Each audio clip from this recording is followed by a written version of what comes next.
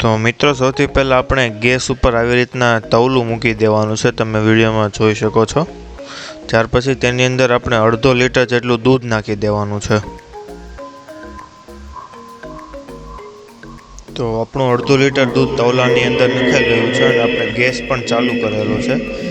તો ગેસને આપણે ફૂલ જ રાખવાનો છે, જ્યાં સુધી જે આ દૂધ છે તે ઉકળવા ના માંડે ત્યાં સુધી આપણે દૂધને ગેસ ઉપર એમનેમ રાખી મૂકવાનું છે। ફ્રેન્ડ્સ, તમે જોઈ શકો છો કે દૂધની અંદર ઉભરો આવી ગયો છે।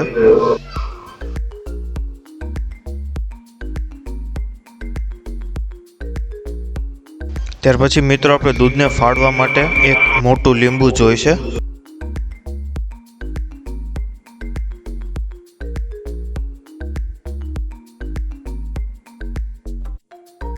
તો તમે જોઈ શકો છો કે સરખી રીતે ઉભરો આવી જાય। ત્યાર પછી જે આપણે લીંબુ લીધેલું છે તેના 2 ભાગ કરીને આવી રીતના દૂધની અંદર નીચોવી દેવાનું છે, એટલે ઉભરો તરત બેસી જશે અને દૂધ એકદમ ફાટવા લાગશે અને આપણું જે પનીર છે એકદમ તૈયાર થવા લાગશે।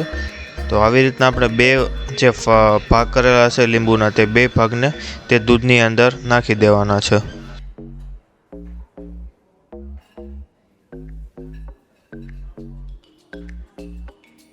એન્ડ ફ્રેન્ડ્સ, તમે જોઈ શકો છો કે અંદર જે પનીર તૈયાર થવા લાગ્યું છે વ્હાઈટ અને પાણી પણ છૂટું પડી ગયું છે દૂધમાંથી।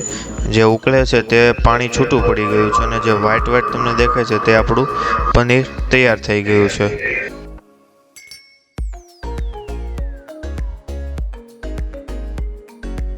ત્યાર પછી આવી રીતે ચમચા વડે વાસણની ચારે બાજુથી જે પનીર આપણું બનેલું અને ચોંટી ગયેલું છે તેને સરખી રીતે ભેળવીને પછી આપણે હલાવી લેવાનું છે। વિડીયોમાં તમે જોઈ શકો છો, એટલા માટે જે આજુબાજુ પનીર હોય તે એક જગ્યાએ એકઠું થઈ જાય।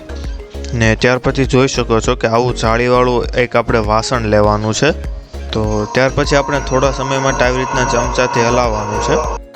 ત્યાર પછી આપણે આવી રીતના સાણસી વડે તે વાસણને ઉચકી લેવાનું છે અને જે આપણે કપડું રાખેલું છે તે કપડાની અંદર આવી રીતના નાખી દેવાનું છે, જેથી આપણું પનીર ઉપર રહી જાય અને જે પાણી છે તે નીચે નીતરી જાય।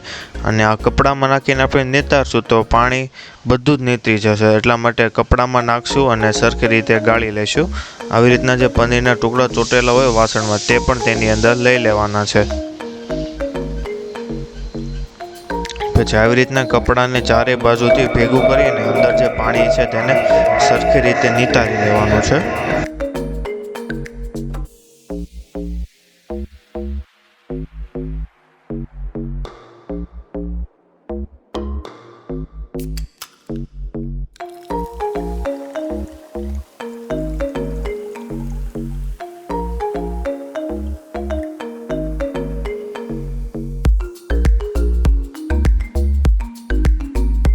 ગાઈસ, હવે આપણું પનીરમાંથી પાણી એકદમ બધું નીતરી ગયું છે।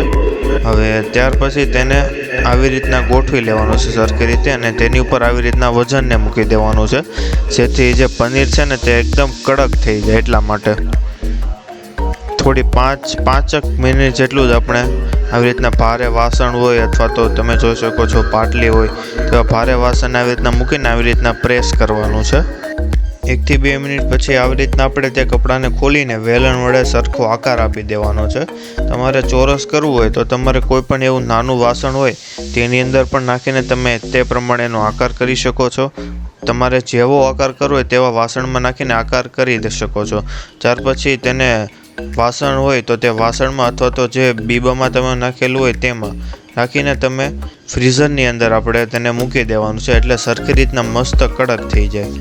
આપણે ફ્રીઝરમાં 2 થી 3 કલાક રાખીને પછી પનીરને કાઢી લીધું છે બહાર અને જોઈ શકો છો કે કેટલું કડક થઈ ગયું છે। ફ્રેન્ડ્સ, પછી તમારે જે રીતના તેના કટકા કરીને વાપરવાના હોય તે રીતના કટકા કરી શકો છો તમે। આશા રાખું છું કે તમને અમારો આ વિડીયો ગમ્યો હશે।